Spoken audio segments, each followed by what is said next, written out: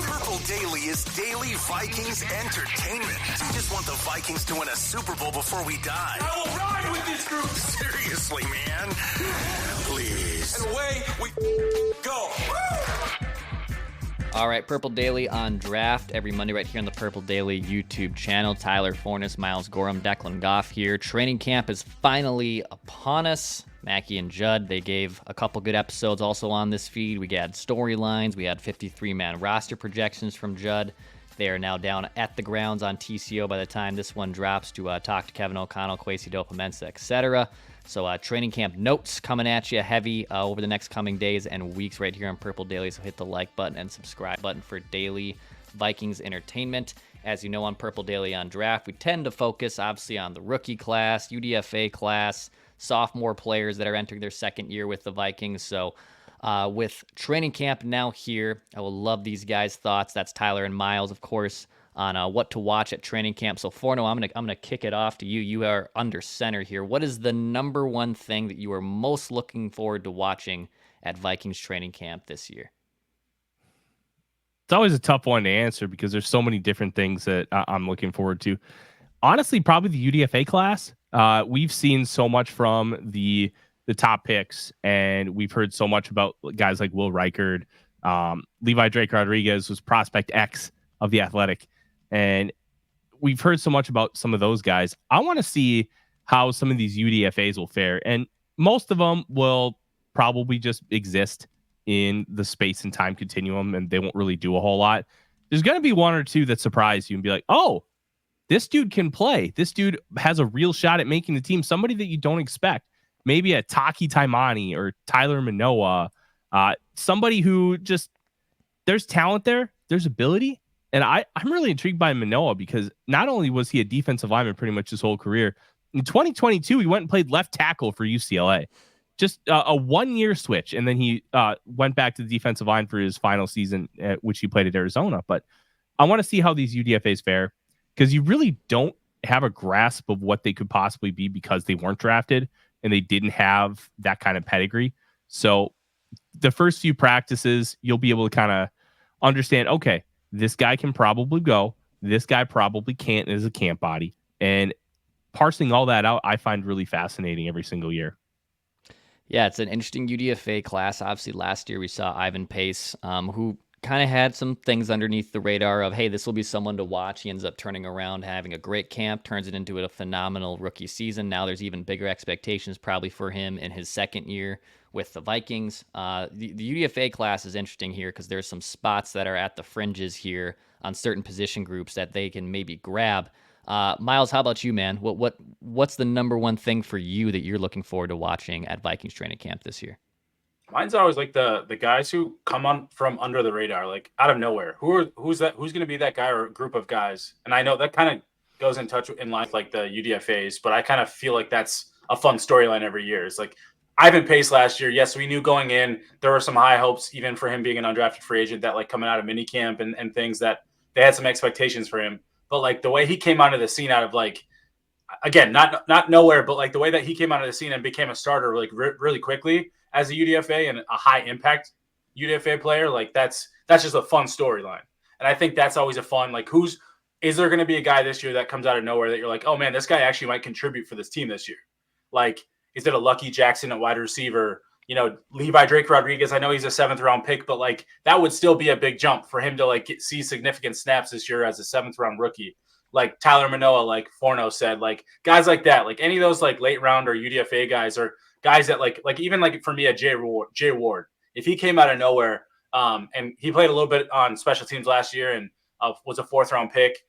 He's in year 2, kind of like a positionless type player, but can he find some snaps in that like Josh Metellus role or even at safety? Like, who knows? Like with the lack of depth at cornerback and like I never got a chance to touch on the Kyrie Jackson situation, awful situation, like unfortunate, but now it does mean that other guys are going to have more opportunity to step up.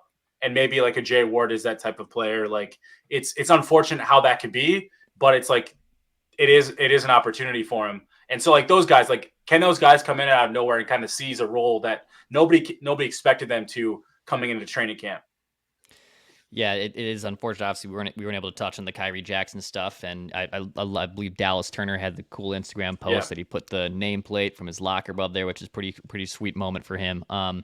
Yeah, I'm super interested in how the fringes of this go. I mean, does Andrew Booth, does he maybe have a better chance of making the roster? Like, I feel like if you had to make a decision between who has a better shot at making the roster right now from that first draft class, Lewis Cine versus Andrew Booth, I think Booth probably has the leg up on Cine. Like, it is 100%. clear Lewis Cine's ceilings right now is a bubble player, like at absolute best.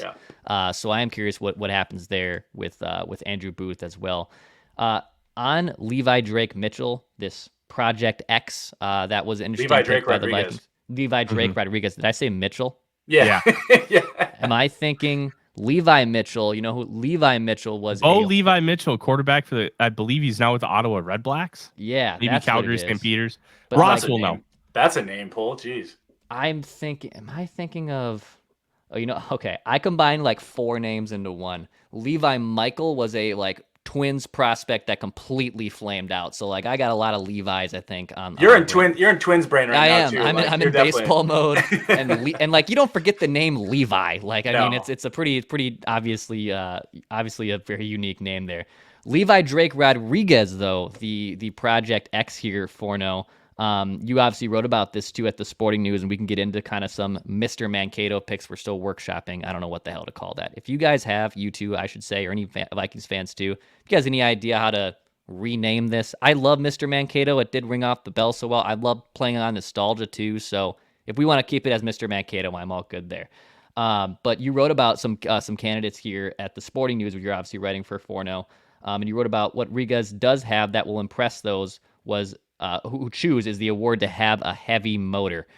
So what can you maybe expect? What are you looking for from Levi Drake Rodriguez to impress at Vikings training camp?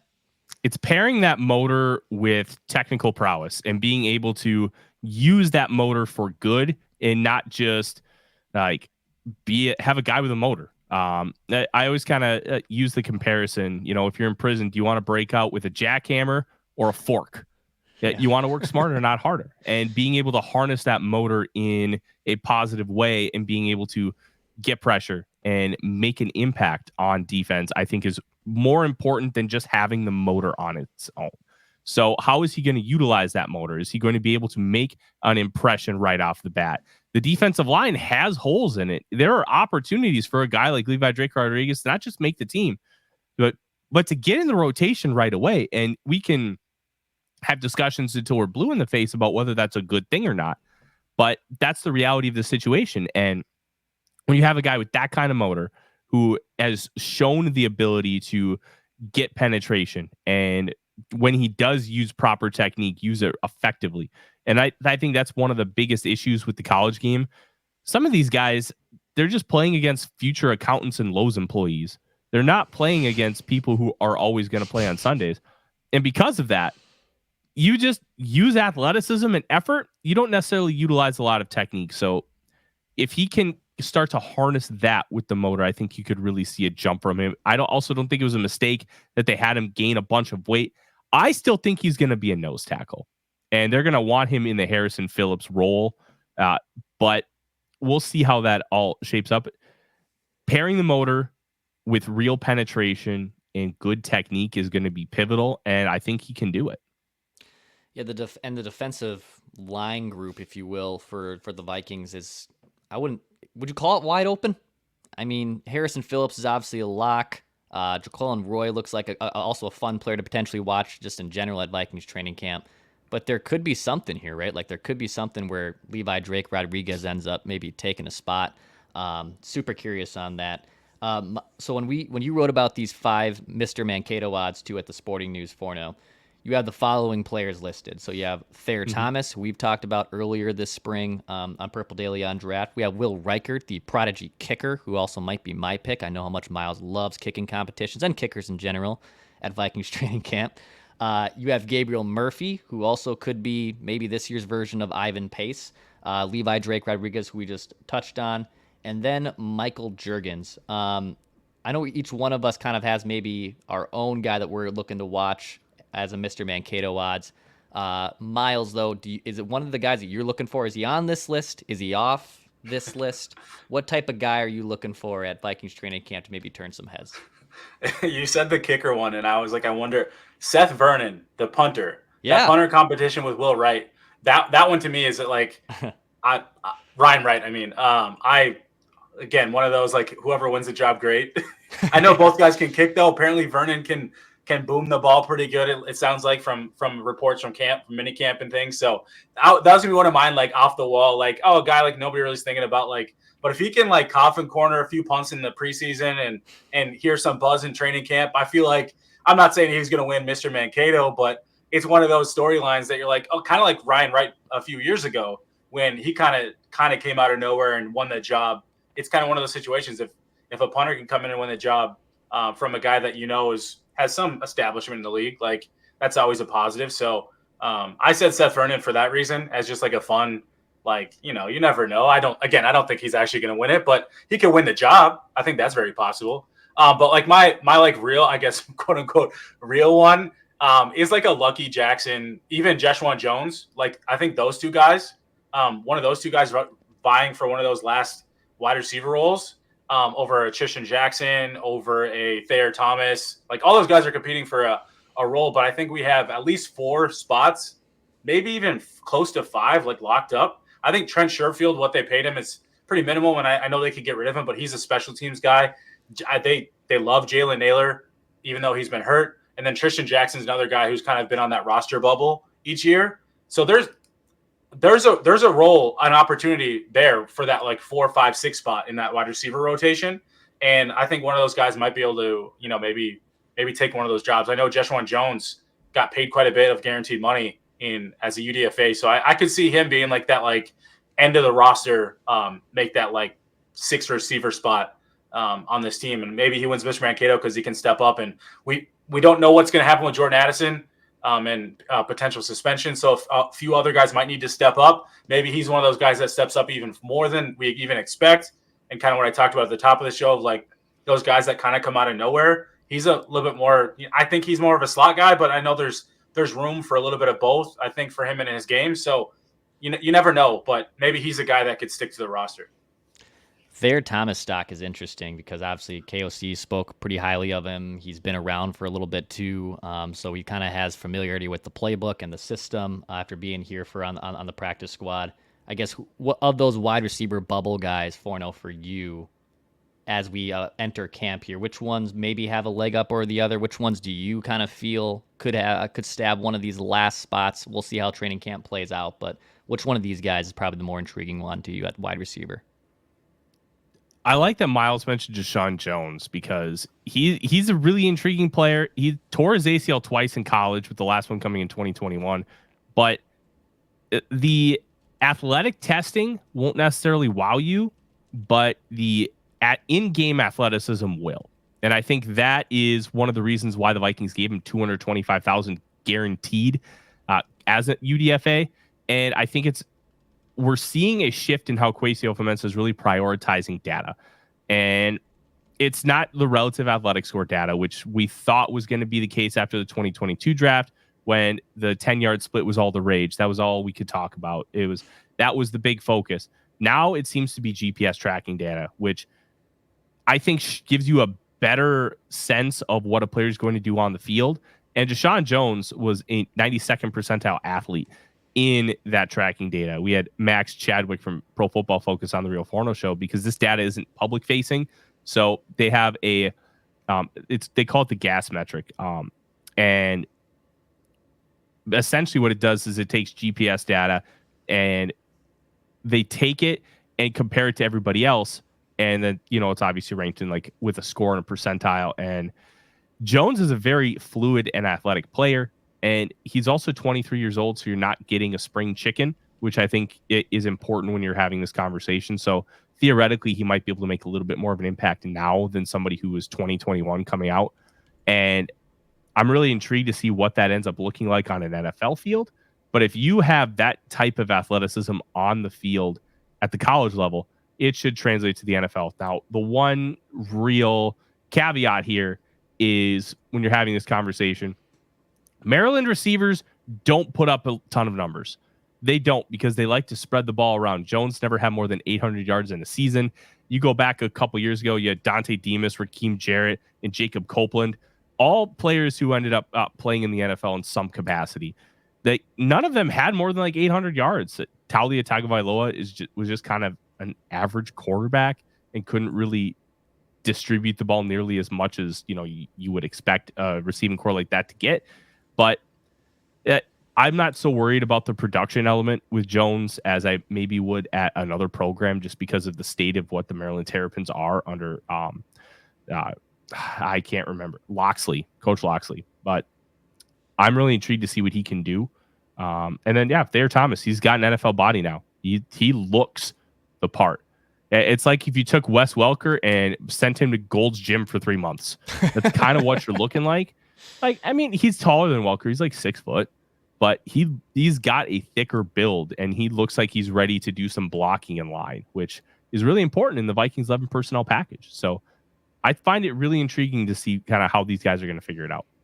Him and Jones. I was just going to say quick. Him and Jones kind of have similar styles. I think Thayer Thomas is more of a true slot receiver versus what I think Jones has, but they're both like a little bit taller, but slight and lighter. Obviously, Thomas has gained a little bit more weight and muscle just being a year in the NFL, but I think both guys kind of have that like slot ability.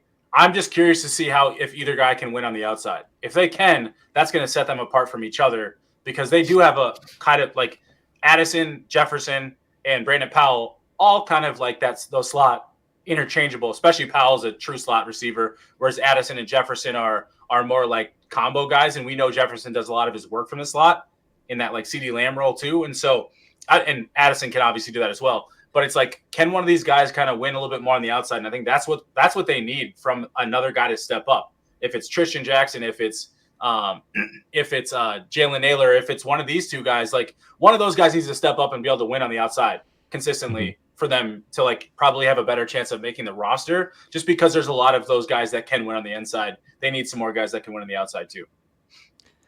So TJ Hockenson likely to start on the PUP, most likely. Might miss the first 5 or 6 games, maybe even more. We'll see what happens there. We'll see where he's at when he reports to training camp, get more updates as it progresses. But Robert Tonyan, who was brought in here, the NFC North darling. He's been all over the damn place, and he's not too far removed from obviously a double touchdown season with Aaron Rodgers. But with Hawkinson's injury, Forno, do you think Tonyan does have a leg up to be on the 53 and maybe even part of the tight end package? Josh Oliver will obviously be their main guy there, but does Robert Tonyan, because of Hawkinson's injury, have a decent shot here of making a tight end group, by the way, that includes Johnny Munt, who per KLC is the best third tight end in football, Nick Muse, who had a nice preseason and a nice camp showing last year. Where does Robert Tonyan kind of fit in? Don't forget about N'Keal Harry. And N'Keal Harry, who's making the transition. I'm forgetting about N'Keal Harry. You're forgetting. You're good. You're good on that one. Yeah. How do you see that tight end room shaking out for now? So I'll correct you a little bit. I don't think Josh Oliver is going to be their main guy. I think he's going to stay in the same role. They're going to just have him as that extra tackle.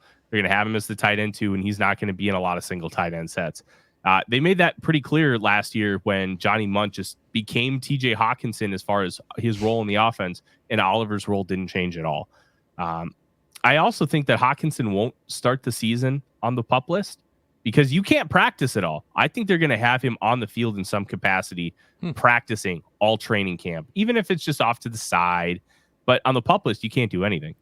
And they have the extra roster spot because eventually, they're going to have to figure out how they're going to maneuver on from Kyrie Jackson as far as the roster spot itself.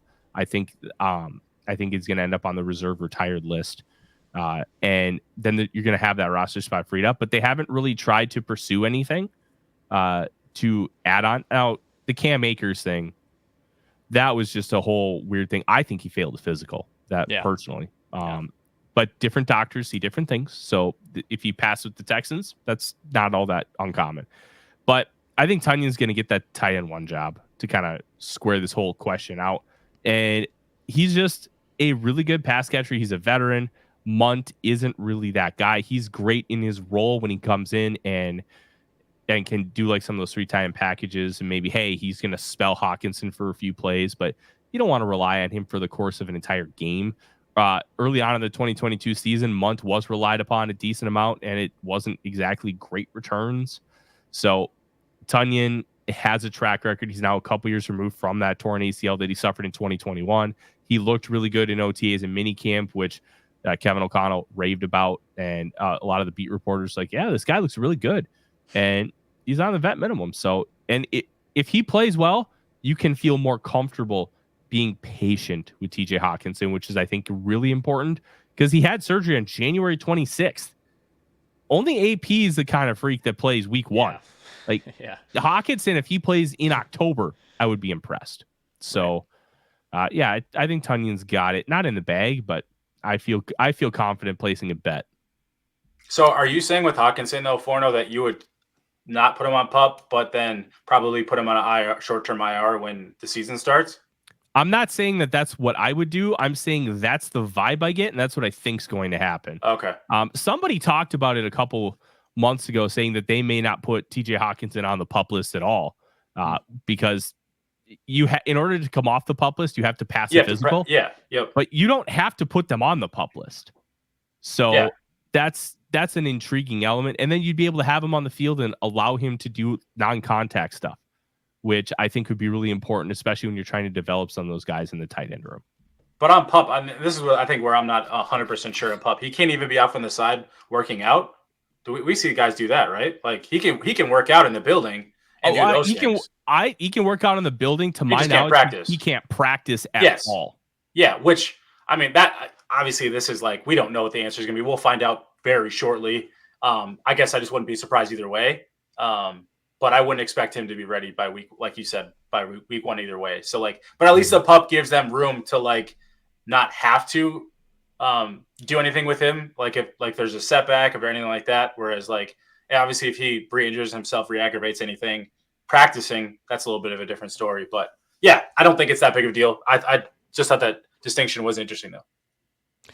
On the whole, interesting running back thing to hear that happened with Cam Akers. So it thought he signed. I'm going to lean on Forno's opinion there too. I'm guessing it's probably a botched physical. We'll see what ended up happening there. I'll probably talk to our guy Darren Doogie Wolfson tomorrow about it. But does this mean the Vikings should also be in the market for adding another veteran running back? Are you guys cool? Aaron Jones as obviously the one, Ty Chandler as the two. I know there's a couple options there behind him. Obviously, the Vikings could figure out another guy to bring in, Miles. But, I mean, are you good with this running back room? Should they bring in another veteran here? Myles Gaskin's obviously someone that could be the third dude. Or are you pretty content with what they have here at the running back room? I mean, I think they have their 1-2 punch in what they want from Aaron Jones and Ty Chandler. But I think there is that third guy that you're not really confident or sure of. So does Dwayne McBride step up? Maybe he's the Mr. Mankato for all we know. Does he step in as a guy that they're really high on going into the season last year? And then obviously he fell off. Miles, like you said, Myles Gaskin, but they don't Dwayne McBride's the only big body guy in the room. Maybe that. That's why I was a little surprised Cam Akers was still on the radar, but I know they knew Cam Akers, so they knew what his role could be. But I don't know what his explosion looks like. Obviously, he's not coming to Minnesota. He's going to Houston. He could still come to Minnesota if he doesn't make the team in Houston later. There's always those options later if that stuff happens. But if they were to go out and find somebody, I think they would you probably want somebody that has a little bit more of a bell cow to him, a little bit more two-down work. Because they Ty Chandler and Aaron Jones can be 3-down backs. And they don't really have a short yardage, bigger back, though, if Dwayne McBride's not going to be that guy. And so I'd be curious if they were going to go out and find somebody like that.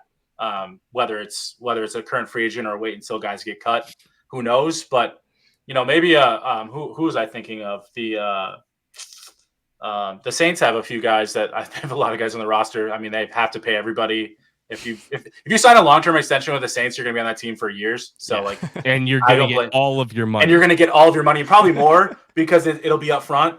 It's that. Yeah, I would recommend any free agent signing there on a long-term deal, but. I'd maybe the Saints have a guy that they cut. There was another team I was thinking of that I just lost, but I'll come back to it if I remember it. But plenty of teams have 3 or 4 running backs, and not everybody's going to make a roster. So who knows? Maybe we'll see a guy, a cap casualty guy or a veteran get cut, and they can roll into the Vikings offense. So we'll see.